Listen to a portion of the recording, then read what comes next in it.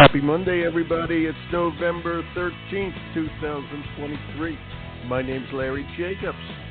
This is Pre-K-12 Education Talk Radio, and thanks so much for being here today. We're going to be talking about early learning.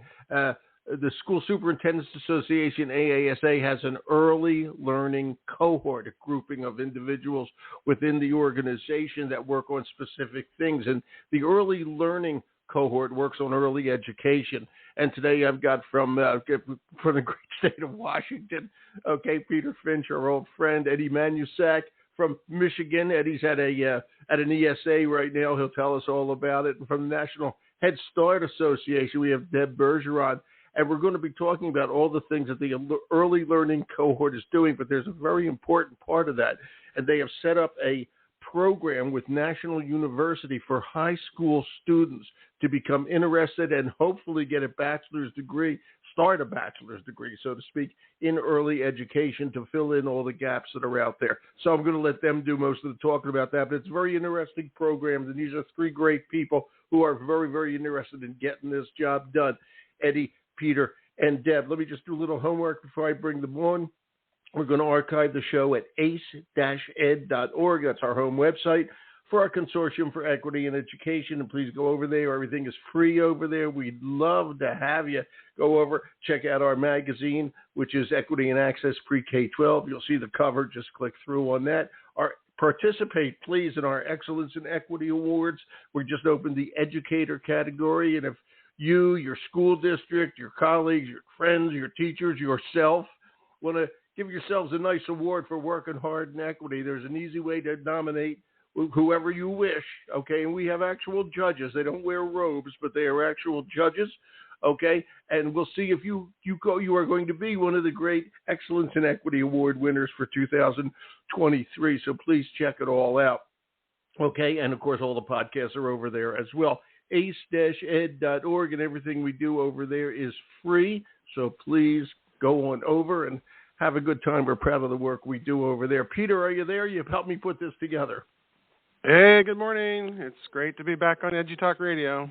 Appreciate It's always great to have you here, my friend. Thanks for saying that. And Peter is out in the West Valley School That's District, right. Yakima area. That's correct. We had go ahead. Oh, it's just someone once asked me, now where are you in relation to Yakima? I said, well, we are called West Valley, so we are west of Yakima. Yeah, that's good. That's a hell of a name they got there. I got to tell you, that's great. 3,000 miles from me, buddy. In the middle of a sunny day in the beautiful state of Maine. How's the weather today out there in gorgeous Yakima? Oh, it's getting more like autumn, a little gloomy here, but that's okay. We just came back from Long Beach, so the weather there was perfect. Room temperature. It's always room temperature. It's good stuff. We're going to talk about your Long Beach trip. But first I want to say, ladies first, Deb Bergeron. How are you? Larry I'm here. great. How are you doing? I'm just good. fine. How are Welcome you? to the show. It's good. Now I got to get this straight. You are Deputy Director of Community Engagement and Innovation. Those are big words to put on a business card. How do you do all that? That's a lot. Deputy Director of Community Engagement and Innovation, National Head Start Association. What a great group. Talk to me about what you're doing these days, Deb. Where are you today, by the way? In Virginia? Yeah, I'm in Virginia today, all over the place typically, and I think the title is nice and general, so I get to do whatever excites me that I think will help the Head Start field and kids and teachers and parents. So that's what I try to do, is spend my time thinking of ways to support the field and keep it linked to K-12, and these fine folks on the call with me today help me to do that. Wonderful. Wow, that is great. You do great work out there, Deb. You always have, and we thank you for that. It's just terrific. And again, you're one of the co-leaders of the AASA Early Learning Cohort. Along with, you're going to love this, Deb. Are you ready? Ed Start. Eddie? Hey. So good to have you back, man. Larry, how are you? Yeah, no, great to be back on. It's always an honor. Really appreciate the invitation. Just very glad to be here this morning with you, and then with Deb, and then with Peter as well. It's a good group, and I got to tell you, Eddie, where were you the superintendent? I can't remember the name of that district. You were I was superintendent at Dundee Community Schools in southeastern Michigan. Nope. So I transitioned that's what I thought. last July. I transitioned to a different role in a different county. So now I work for the Washtenaw Intermediate School District, which is a regional service agency, and we offer support in the state of Michigan. Regional education service agencies or intermediate school districts serve the public in helping to coordinate services. And some of it is in special ed, and some of it's in early childhood ed, and then also in curriculum and development. And so I feel very fortunate that I spent a lot of my career, as in central office, and then also as a local school superintendent. But now in a regional district, I get to work directly with 9 local agencies in Washtenaw, and that includes Ann Arbor Public Schools and Ypsilanti Community Schools. So these districts that are, so all of those districts that we directly serve, and I help to coordinate services and programs then for children and families. The team that I work with here at the WISD, we all work together to help coordinate early childhood services for prenatal through age 5 for all of the children and families for the entire county. So it's a wonderful opportunity. And you just said, I'm surprised at this, prenatal? I wasn't expecting that phrase to come out. Is it an education? No. Is it a regional education service agency that's doing prenatal work? Just explain that before we get on to this other stuff. Yeah, just curious. No. So we actually are a Head Start direct federal grantee, our agency is, and we have programs that help us work with that, and one specifically is early Head Start home visiting. And by doing that, we have the ability to begin working with families and children when their mother is pregnant. And so we're very excited to be able to step into that space. Who knew? So this is, Who knew? You learn something new. Know. Larry, you learn something new every day. Yeah, I just look like I'm pregnant. I'm actually not. Okay, so getting old here.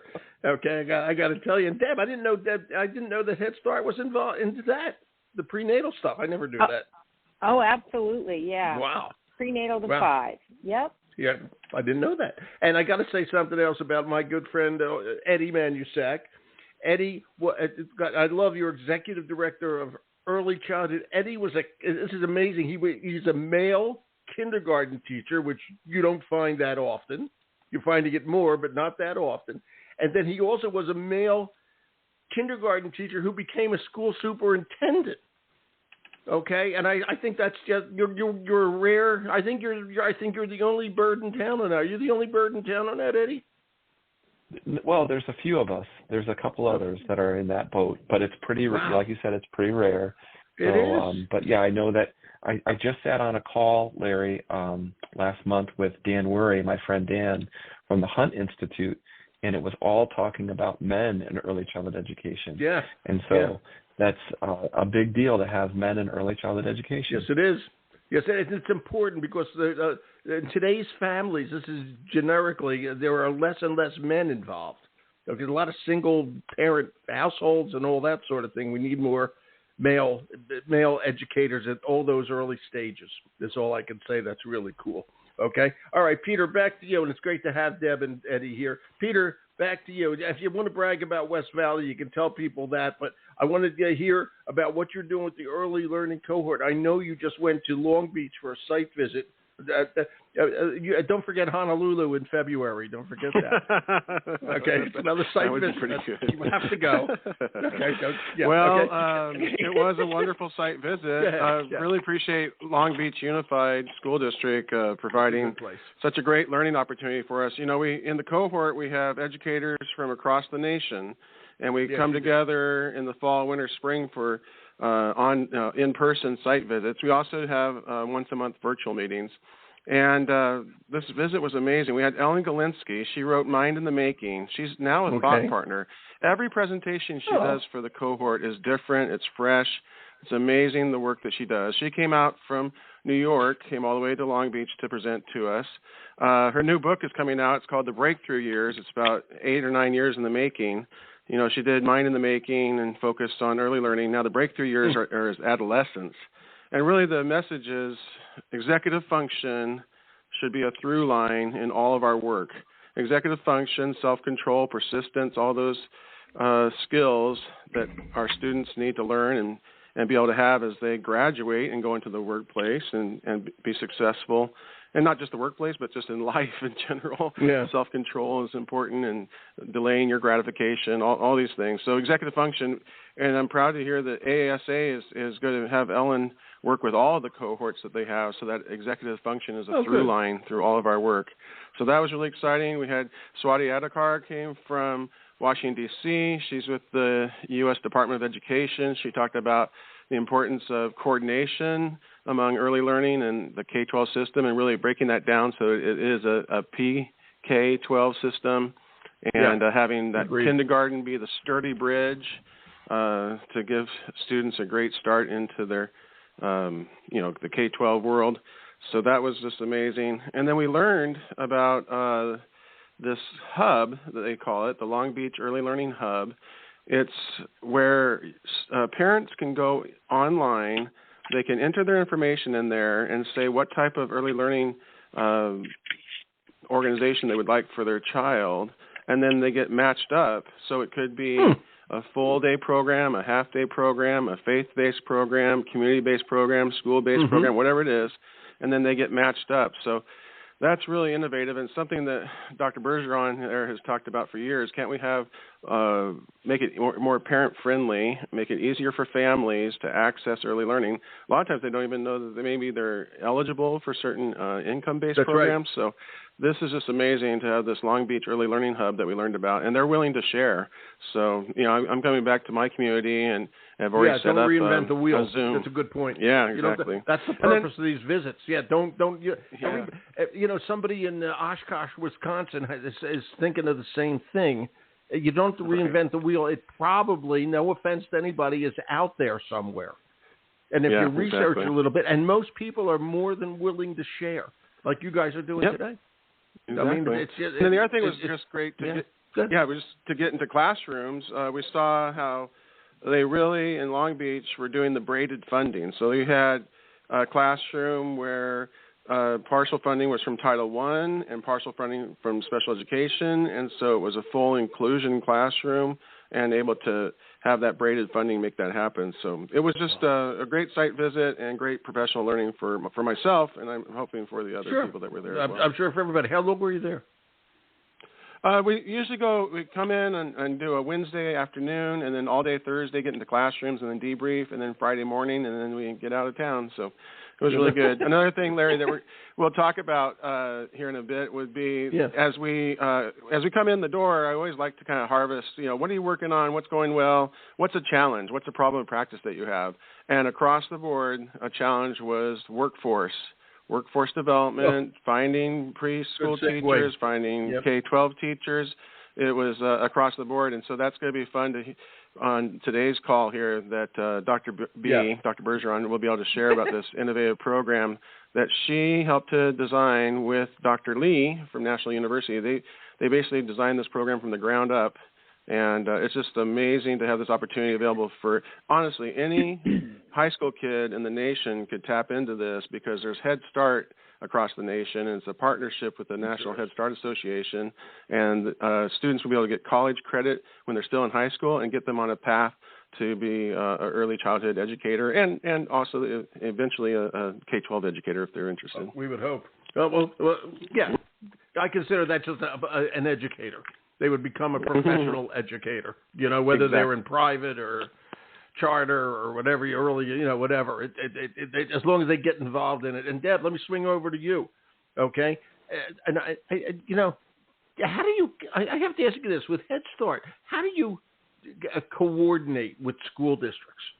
Deb, I think it's the first step on all this. We're going to talk about this great program. I love this, okay? But how does Head Start work coordination with school districts? Which might be a question that would need a doctoral thesis, but I have to ask.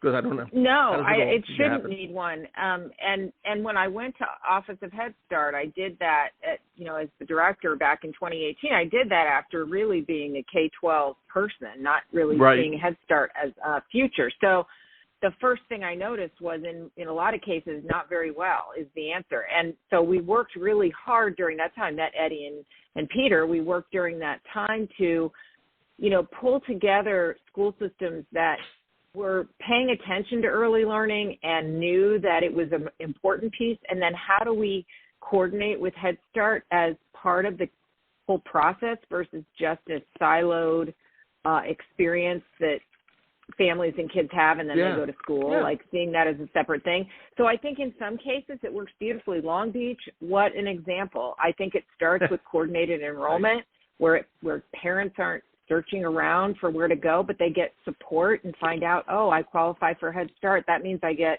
more than pre-K. I'm going to get all kinds of resources that I need as a family that is struggling. And hopefully by the time the child's in kindergarten, you've taken care of some of those issues. So that's the idea. Wow. But it must be so hard to coordinate, and it's easy to get information out there with the internet and all that, but it's still hard to make people read it and all that sort of thing and understand it. Because believe me, Head Start, like everybody else, doesn't have enough people to get in and say, hey, you just had a baby, we can help you already.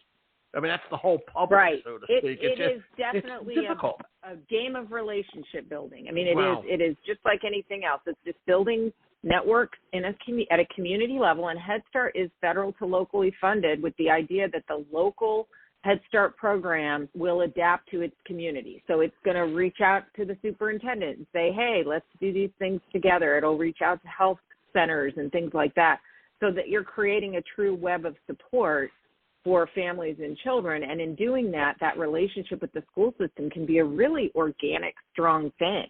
But it does take a lot of effort, and it takes receptiveness on the part of the school system. And as you were alluding to earlier, with Eddie being a uniquely positioned superintendent with specific early childhood experience, damn good one too. Not all superintendents come from that. And so, sometimes there's a little education that has to happen about the value of early childhood, and particularly with Head Start, so that superintendents can see that as a real asset in their community and not just this thing that exists out in the community and maybe we do some things together kind of thing. Yeah, it's really something, and the good work you do, and you're a director of community engagement, all that sort of thing. Tell us about this, how you put this together with National University. Again, it's a course program for high school students, who are interested, or we hope will be interested in the teaching profession for real, and this gets them credits and all that stuff while they're in high school, and easier to get a job and a degree and all that. Deb, go for it. And yeah, Eddie, absolutely. I promise I will get to you. We're going to Deb right now. When I got here at NHSA in 2021, the big goal was to create an academy, so an online professional development for the Head Start field. And in doing that, we created this CDA program. The CDA is the very basic requirement for working in an early childhood classroom. So whether you're in childcare or at an early Head Start center, or you get your CDA, it gets you started. It is not a degree yet; it's just a certificate.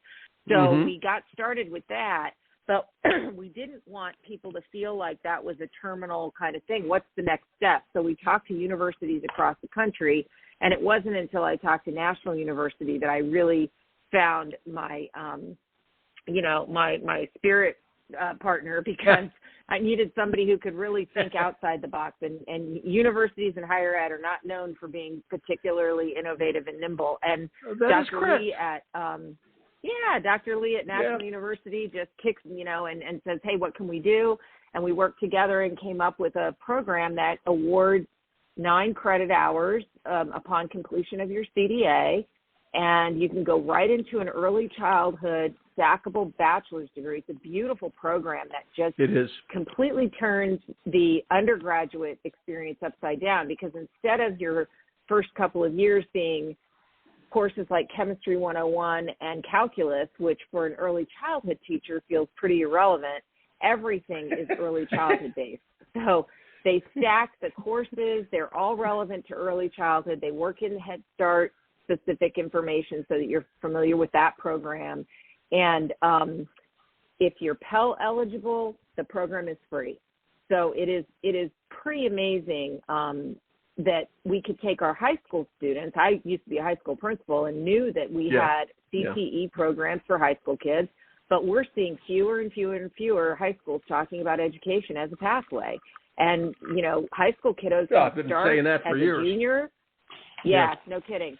Start as a junior, graduate with their CDA, go right into their bachelor's degree program already with credits toward that program that have been paid for by the CDA, so they're not paying for those credits. And then if they, you know, then they qualify on a continuum for Pell. So it just depends on their Pell eligibility, but they can get partial or all of their tuition paid for. And National's kind of unique because it's a one course at a time program. They don't enroll in 15 credits at a time. It's one at a time. They do a course a month. I have to ask, when they were in high school. Yeah, let me ask, when they were in high school, okay, even though it's one course at a time, when do they take that course?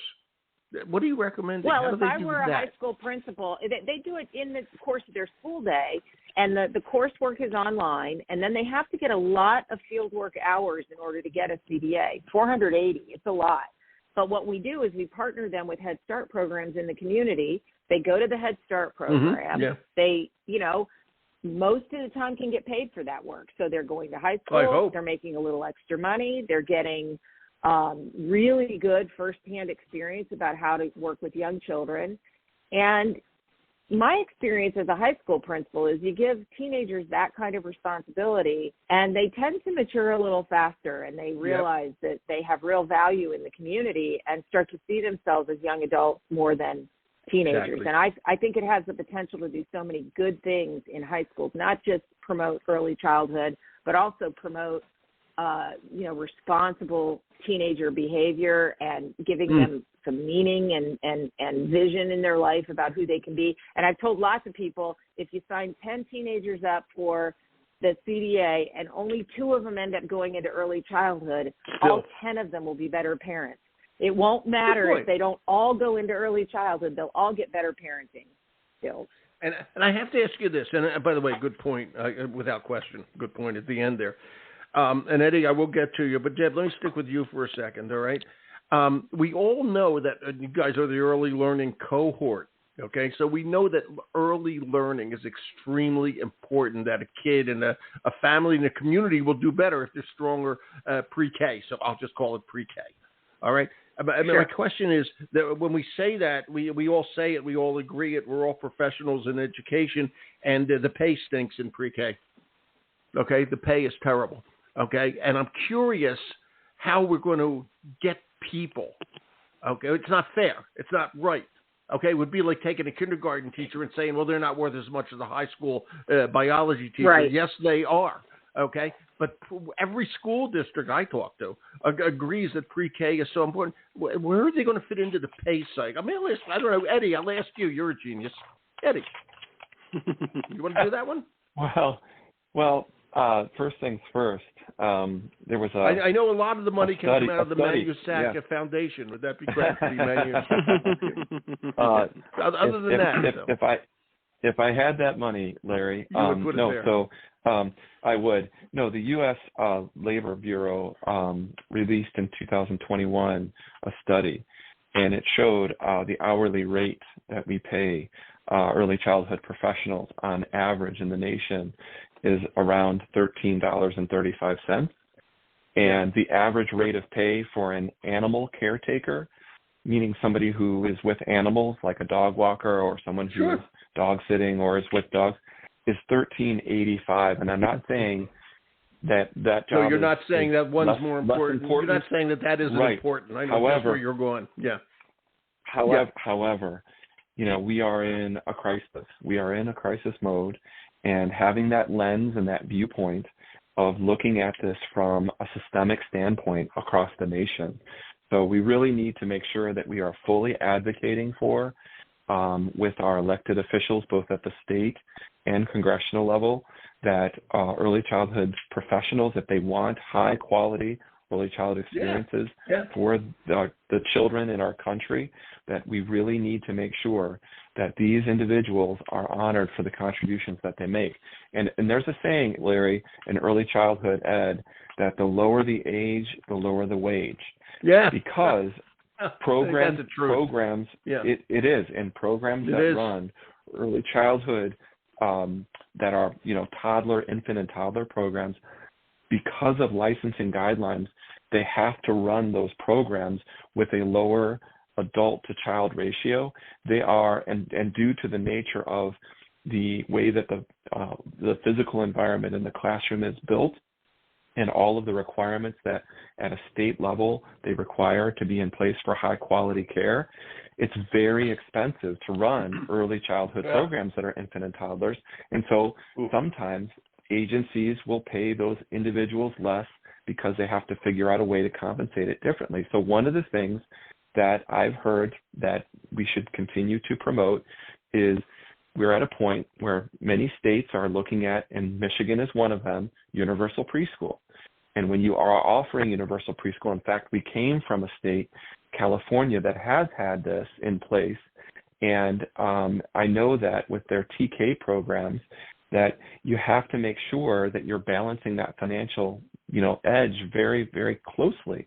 And so that's what makes this so important, is the fact that superintendents, central office administrators from local districts need to know that if you're investing in early childhood education, you're investing in the future of your district. That means that exactly. You've got people that have very, very smart people, these economists that are out there. So James Heckman is one, Tim Bartik is another from the Upjohn Institute. They talk about return on investment, and return on investment, or referred to as ROI. It can be as low as 3-to-1, but then I know that President Obama, back in his tenure when he was president, commissioned a report that James Heckman was a part of that made it as it could be a 7-to-1. Tim Bartik from the Upjohn Institute has argued that it can be as high if that child, when they grow up, if they end up staying in that state or staying in their state where they're born, it can be as high as 16-to-1. And those are the things that will perk up as an advocacy piece elected officials. And that's why it's really important to point to these positive models, and that's what our cohort does. Our cohort lifts these models up for many other people to see, so that they can then go back to their elected officials. And a great example is Deb worked with a local superintendent that was a part of our cohort from South Dakota, and together Dr. Schultz and Dr. Bergeron. That would be Summer. That would be Summer. Yes, Summer Schultz, who I know has been on, with you before. And I just know that they've done great things on a statewide level to make differences for children, not just hundreds or thousands as opposed to what a district is influencing, but we're now talking millions of children. And that's what we're really about. The AASA has influence over 49.5 million public school students in the nation. And that's what our cohort tends to do. We really try to focus on those issues that are meaningful. As Peter had mentioned earlier, workforce development is a key issue in this area, as is wage, like you had mentioned, Larry, you had lifted up today. Yeah, it's amazing. And Eddie, before I go back to Peter, I want to ask you, you're talking, unlike Peter, okay, who's a great guy, you are talking in part of your job to a zillion, at least 10 other districts, whatever that number is for Washtenaw. Okay. How are they reacting to this? Are they starting to incorporate this, the National University program? We have, yes. Actually, okay. I have. I figured that was a softball, yes, but I wanted to ask. Yes, absolutely. We have a career and technical education director, and we are beginning to incorporate these types of programs into our local high schools, and because it is a way to work from the inside out. In fact, the superintendent for the agency of which I am employed as an executive director has led a statewide campaign called Talent Together. That is another great program that's talking about lifting up and using and making sure we're leveraging all of our resources so we can address these shortages that we have with staffing across the board, including early childhood education classrooms.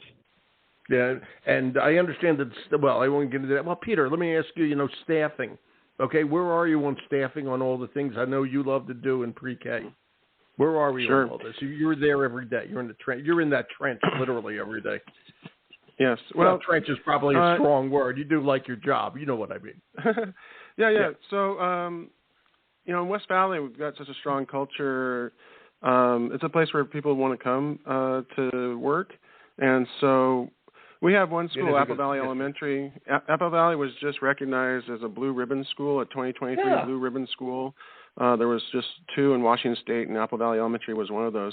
Whoa. Apple Valley has not had any turnover of teachers for the past 2 years. They have such a strong culture. Wow. Just a culture of strong relationships and professional support and professional learning. So I think when you get to that point where you're having, the strong culture and strong relationships, then you're not going to have as much turnover as you might in other districts. The thing is, it is important to reach out to our young people. When we talk about workforce, we have the workforce in our system. The workforce are in our high schools.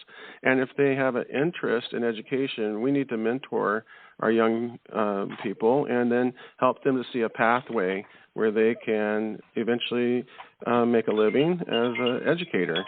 And the other thing is, the grow your own is so important. I always have this quote that I carry around on my phone. It was David Schuler is now the executive director for AASA. When he was with Redefining Ready, I heard him give this quote. It's from Renninger, 2011.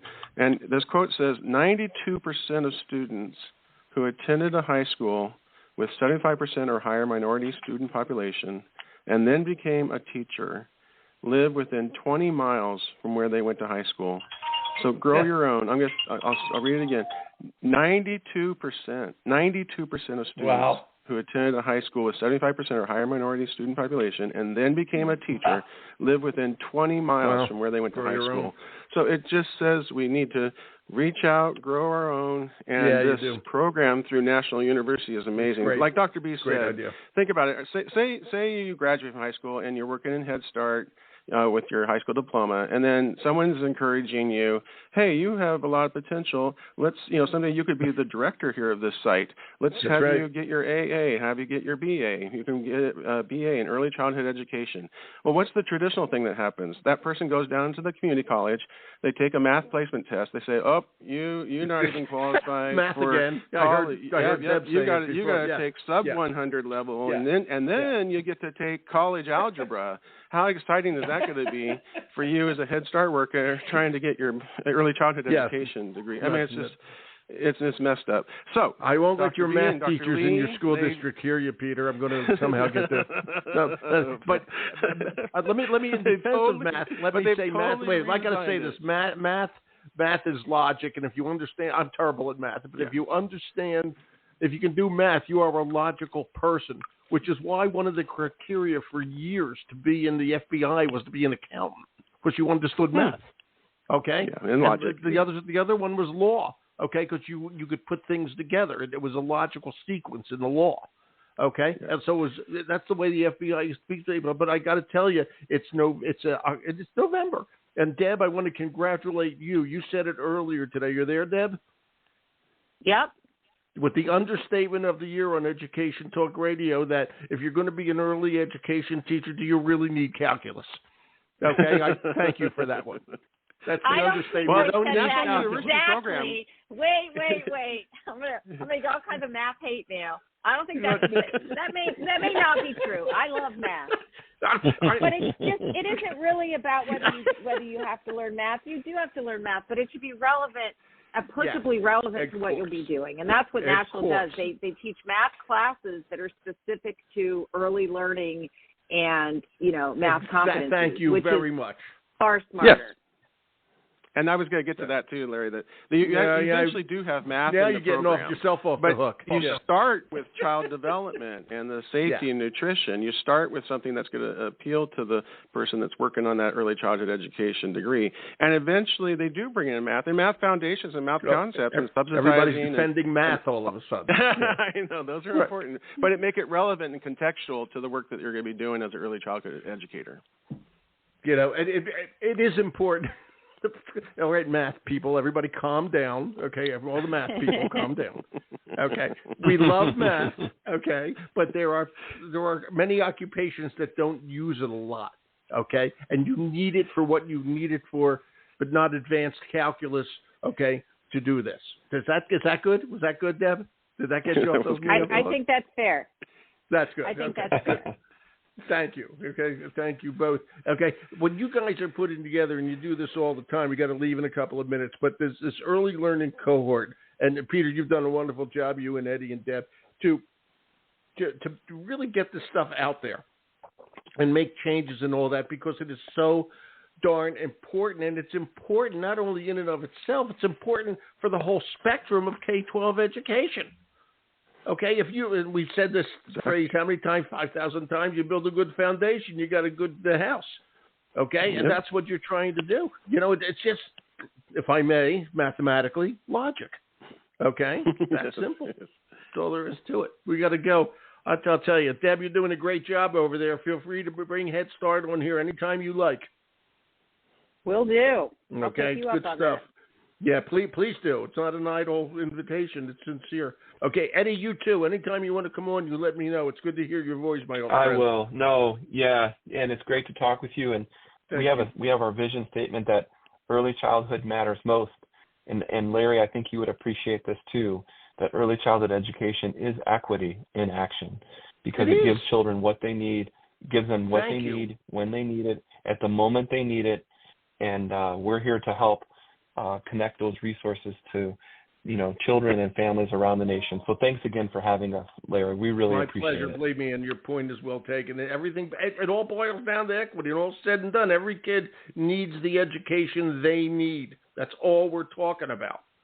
Okay? And that's what has to happen. And Peter does that every day at West Valley. Thanks, Peter, for putting all this together, my friend. Oh, yeah, and we're looking forward to our next site visit. Is going to be in February, prior to the National Conference on Education. It's going to be a site visit to the Neighborhood House Association of San Diego, and it's a joint site visit. Dr. B is leadership for our early learning cohort and also leadership for the AASA Authentic Family Engagement cohort. And we're going to be coming together, early learning and family engagement, to do a site visit of the Neighborhood House Association of San Diego. We're really looking forward to that. It's going to be great learning for us again. And Eddie, just please note that they're not going to Michigan in February. They're going to California again. No, note that, Eddie. That's correct. No. Yeah, just so you know. They're not coming to Maine either. Yeah, so. Don't. Uh-oh. and we can show them how to snowshoe. And I want to say on behalf of all my guests, they all love math. They are math crazy people. They love it. Okay? So keep up the good work. Thank you, guys. This was great, Deb. It's a pleasure. Okay? Thank you. Have a great day. Larry. Take care, Larry. Have a great day. Take care. Bye, everyone. Bye-bye. Bye. Wow. Oh, God, great people, aren't they? That's Deb Bergeron from the National Head Start Association, Peter from the state of Washington, West Valley School District, Eddie from Washtenaw Regional Service Agency in Michigan, and they're just doing great work. AASA always does great work, and this is the early learning cohort. I got this linked here to the page at NHSA that it will explain to you how the program at National University works, so please check it out. My name's Larry Jacobs. This is Pre-K-12 Education Talk Radio. Thanks so much for listening. You guys, everybody out there, have a great day.